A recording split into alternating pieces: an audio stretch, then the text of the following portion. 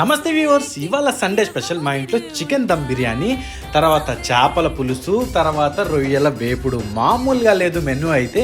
ఇవాళ అయితే అదిరిపోయింది. సండే ఒక పట్టు పట్టేయాలని చెప్పేసి ప్రిపేర్ అయ్యాము.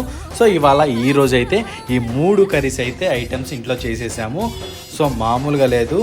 చేపలకు వచ్చేసరికి నేను కొరమని తెచ్చుకున్నాము, చికెన్ వచ్చేసరికి నార్మల్ బాయిలరే తెచ్చుకున్నాము. కానీ పెద్ద టైగర్ సైజ్ రొయ్యలు అయితే తెచ్చి ఫ్రై అయితే చేసాము. అసలు వేరే లెవెల్గా ఉంది.